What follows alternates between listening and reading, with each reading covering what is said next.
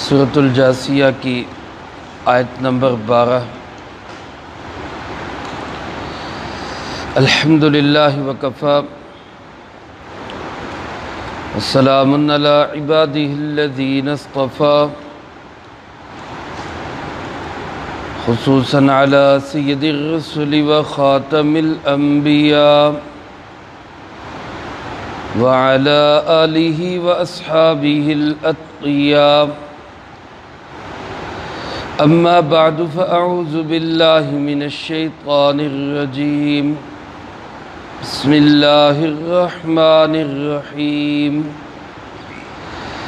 اللہ الذی سخر لکم البحر لتجری الفلک فیہ بأمرہ ولتبتغوا من فضلہ ولعلکم تشکرون۔ وسخر لكم ما في السماوات وما في الأرض جميعا منه إن في ذلك لآيات لقوم يتفكرون۔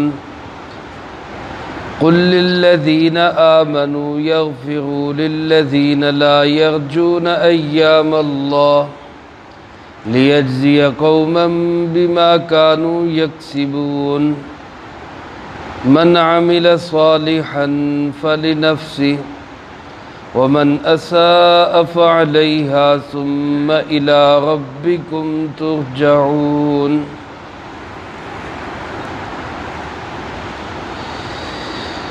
اللہ الذی سخر لکم البحر، اللہ وہ ذات ہے جس نے مسخر کر دیا تمہارے لیے سمندر کو، لتجری الفلک فیہ بامرہ، تاکہ کشتیاں چلیں اس میں اس کے حکم سے، ولتبتغوا من فضلہ، اور تاکہ تم تلاش کرو اس کے فضل کو، ولعلکم تشکرون، اور تاکہ تم شکر ادا کرنے والے بنو۔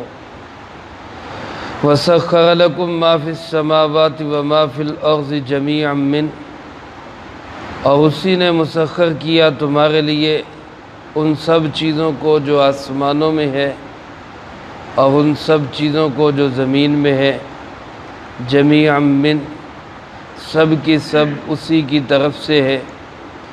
إِنَّ فِي ذَلِكَ لَآيَاتٍ لِقَوْمٍ يَتَفَكَّرُونَ، یقیناً اس میں بہت نشانیاں ہیں ان لوگوں کے لیے جو غور و فکر کریں۔ قل للذین آمنوا، اے پاک پیغمبر صلی اللہ علیہ وسلم آپ فرما دیجئے ایمان والوں سے، یغفروا للذین، کہ وہ معاف کر دیا کریں ان لوگوں کو، لا یرجون ایام اللہ، جو اللہ کے دنوں سے ڈرتے نہیں ہیں، لیجزی قوما بما كانوا یکسبون، تاکہ وہ اللہ بدلہ دے ایسی قوم کو اس کام کا جو وہ کمائی کرتے رہے۔ من عمل صالحا فلنفسہ، جس نے اچھا عمل کیا سو اس نے اپنی ذات کے لیے کیا، ومن اساء فعلیہا، اور جس نے برا عمل کیا اس کا وبال اسی پہ ہوگا۔ ثم الی ربکم ترجعون، پھر تم سب اپنے پروردگار کی طرف ہی واپس لوٹائے جاؤ گے۔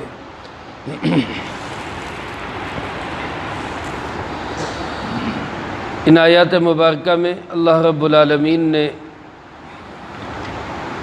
ایک تو اپنی قدرت کے دلائل بیان فرمائے جو اس بات کی بھی نشاندہی کرتے ہیں کہ اللہ ایک ہے، اس کا کوئی ساجی اور شریک نہیں ہے، اور اس بات کی طرف بھی نشاندہی کرتے ہیں کہ اللہ ہی ہمارا حقیقی منعم ہے، ہمارے اوپر انعام کرنے والا حقیقت میں اللہ رب العالمین ہے، اور اس انعامات کرنے والے اللہ کا احسان یہ ہے کہ ہم اس کی ہر بات کو تسلیم کریں۔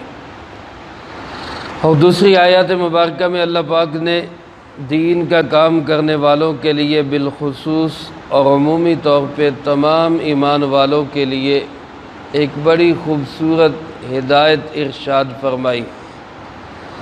اللہ پاک ارشاد فرماتے ہیں اللہ الذی سخر لکم البحر، اللہ وہ ذات ہے جس نے سمندروں کو تمہارے تابع کر دیا۔ سخر لکم تسخیر کر دیا، مسخر کر دیا، مطلب کیا کہ اللہ نے سمندروں کو تمہاری خدمت پہ لگا دیا، تمہارا کام کر رہے ہیں سمندر۔ سمندروں کا پانی اتنا گہرا اور اتنا طویل و عریض کہ انسان کے بس کی بات نہیں کہ وہ اس کو پار کر سکے۔ ایک کنارے سے دوسرے کنارے تک پہنچنا انسان کی ہمت نہیں، لیکن اس اللہ نے سمندروں کو ایسا تابع کر دیا کہ انسان سمندروں کے سینے پہ کشتیاں چلاتا ہے، جہاز چلاتا ہے، سٹیمر چلاتا ہے، بڑے بڑے جو ہے وہ ایٹمی جہاز لے جاتا ہے اور آبدوزیں لے جاتا ہے۔ یہ ساری کی ساری صلاحیتیں انسان کو کس نے دی ہے؟ اللہ رب العالمین نے دی۔ اللہ پاک نے ایک فائدہ تو سمندروں کا یہ ارشاد فرمایا کہ لِتَجْرِيَ الْفُلْكُ فِيهِ بِأَمْرِهِ، تاکہ ان سمندروں میں کشتیاں چلے اللہ کے حکم سے۔ یقیناً سمندروں کے اندر ایک چھوٹی سی کشتی، بادبانی کشتی سے لے کر ایک بڑے جہاز اور سٹیمر تک سب کو پار لگانے والا صرف کون ہے؟ اللہ۔ عرب کے مشرکوں کی عادت تھی کہ جب کہیں سمندروں میں سفر کرتے اور کشتیاں کسی بھنور میں چکر میں پھنس جاتی تو پھر دل سے سمجھا کرتے تھے اور یقین کیا کرتے تھے کہ اب اللہ کے سوا کوئی بچانے والا نہیں، اب اللہ ہی بچانے والا ہے، اور پھر بڑی منت کے ساتھ، بڑی سماجت کے ساتھ اور بڑی عاجزی انکساری کے ساتھ صرف اللہ کو پکارتے، سارے بت ان کو بھول جاتے، سارے جھوٹے خداؤں کو چھوڑ دیتے، ایک سچے اللہ رب العالمین کو پکارا کرتے۔ لیکن جب اللہ پاک ان کو اس چکر سے، اس بھنور سے، اس طوفان سے نجات دے دیتے تو پھر دوبارہ انہی اپنے جھوٹے خداؤں کو پکارنے لگ جاتے۔ اللہ پاک نے قرآن کریم میں ان کی اس حالت کو بیان کر کے بڑا ہی شکوہ کیا ہے، یہ ناسپاسی ہے، ناشکری ہے۔ حقیقت یہ ہے کہ سمندروں میں ہر کشتی، ہر جہاز کو پار لگانے والا صرف اور صرف کون ہے؟ اللہ۔ اس لیے میرے محترم دوستو، ہمیں اسی اللہ کے سامنے جھکنا ہے، ہر خوشی غم میں پکارنا ہے تو صرف کس کو؟ اللہ رب العالمین۔ اللہ کے سوا تمام امور کو چلانے والا اور کوئی نہیں۔ دوسرا فائدہ اللہ پاک نے سمندروں کا یہ ارشاد فرمایا وَلِتَبْتَغُوا مِنْ فَضْلِهِ، تاکہ تم اس کے فضل کو تلاش کرو۔ اس فضل سے مراد قرآن کریم میں کئی جگہ پر فضل کا لفظ آیا ہے۔ سورۃ الجمعہ کے اندر جمعہ کی نماز کے ارشاد کے بعد جہاں اللہ پاک نے حکم دیا کہ جب اذان ہو تو جمعہ کے لیے جلدی سے جایا کرو، کاروبار چھوڑ دو، خرید و فروخت بند کر دو، اپنے ذاتی کاموں کو بند کر کے مسجد کی طرف چلے جاؤ، وہاں بھی یہ ارشاد فرمایا فَإِذَا قُضِيَتِ الصَّلَاةُ فَانتَشِرُوا فِي الْأَرْضِ وَابْتَغُوا مِنْ فَضْلِ اللَّهِ، جب نماز پوری ہو جائے تو زمین میں پھیل جاؤ اور اللہ کے فضل کو تلاش کرو۔ اس لیے علماء نے لکھا ہے کہ فضل سے مراد رزق حلال ہے، حلال کمائی کے لیے تگ و دو کرنا، محنت کرنا، کوشش کرنا، جو بھی اللہ پاک نے انسان کو ہمت دی ہو یہ اللہ کے فضل کو تلاش کرنا ہے۔ تو رزق حلال فضل ربانی ہے، رزق حلال کی تلاش اللہ کے فضل کو تلاش کرنا ہے۔ تو سمندروں کا فائدہ یہ ہے کہ انسان کشتیوں میں بیٹھ کے، جہازوں میں بیٹھ کے اپنا سامان لے جا کر ایک شہر سے دوسرے شہر، ایک ملک سے دوسرے ملک تجارت کرے گا، اور اس تجارت کے ذریعے سے انسان کو اللہ کا فضل حاصل ہوگا۔ اس لیے سمندر کا یہ فائدہ بتایا کہ اس کے ذریعے تمہیں اللہ کا فضل ملے۔